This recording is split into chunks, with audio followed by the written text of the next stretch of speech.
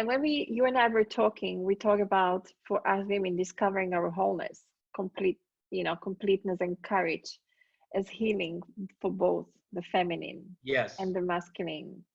So what do you think the courage has got to do with healing?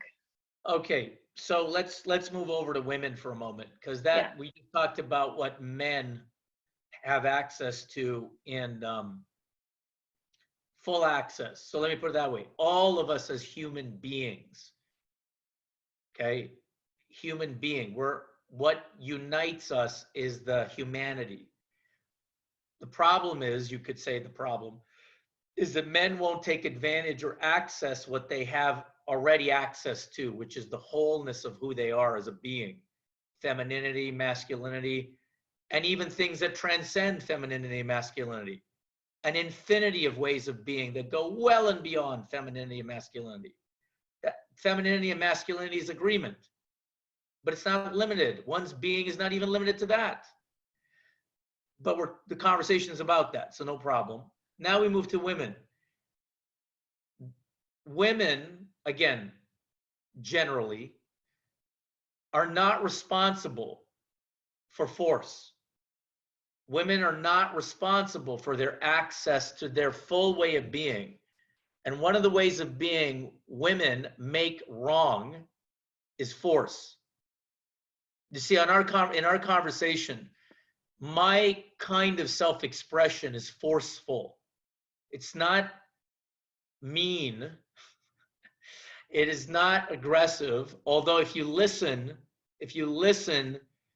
to the way your way of being might relate to my particular self-expression on the call right now, you might even hear your way of being, for some of you, hear my self-expression as aggressive. See, you might. I'm not saying you do, but you might. But see, some of you have to hear it that way, because in the agreement, see, in a woman's, and again, generically, lack of responsibility for being able to access what they already have access to as a human being, as a whole being. All of us have access to each other's ways of being. But I am going to make wrong certain ways of being so I can stay comfortable and justify what I already know and have agreed to with the others. And one of the agreements in the feminine sphere is don't you dare use force. And men know it. If you use force, and I'm going to be a little bit crass for a moment, did you see what a bitch she was? You get that? That is the nasty way in which we keep the agreement. We won't say that woman stood. She stood for something. You see, we won't say it that way in the agreement, in the global agreement, both for women and men, by the way. You see what a bitch she was being. Okay? And for men, just for a minute to go back to men, do you see how weak that guy was? If a man expresses any kind of tenderness, do you see how weak that guy was? I don't know if he should lead. So you see the lunacy of these agreements. Anyway, back to women. So that kind of conspiracy where when a woman attempts to stand, and you got to get what it takes for a woman to stand. For a woman to stand inside this global agreement takes everything she's got to break the agreement. Can you get that? To break the agreement with other women and with men that I am going to stand for some other kind of self-expression in the face of the global agreement, the unconscious agreement, and risk everything, you know. But women have done it. There are women who, as you mentioned, some of them. And look, and the other thing about it is when you are when you're standing for a self-expression that has always been there for you, but uncommon or uncommonly tapped. It takes something to master that which you haven't practiced.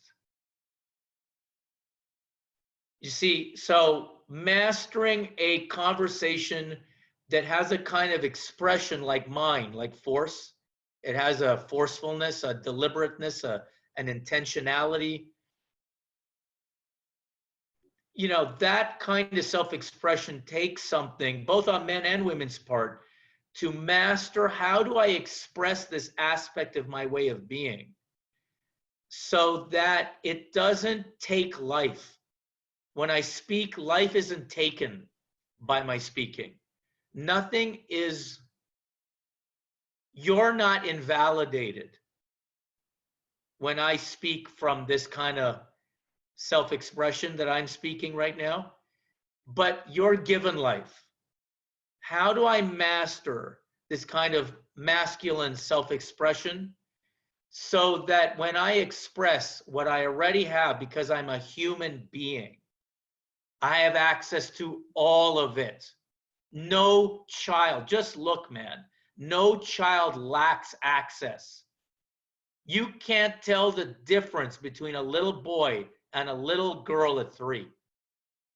Barely, you see, barely can you, until the agreement gets a hold of them and they go on different pathways. But you want to look how one we are in our access to a wholeness and a well-being. You look at 3, 4, 5, but then you just watch very quickly it diverges, blue and pink. Now it's over, blue and pink. Now it's done. The agreement is, talk about an algorithm. The agreement is running now. So now here we are as men and women, subject to the agreement after decades, trying to rehabilitate each of our natural access to what the other has cultivated and mastered, and I am junior at now. I am just beginning again. I can't remember when I stopped mastering tenderness. What, 4, 5? I can't remember. You can't remember when you stopped being able to bring force, bring a self-expression of force. Who knows when you stop mastering that? But here we are now, together again, trying to cultivate what the other has more natural access to.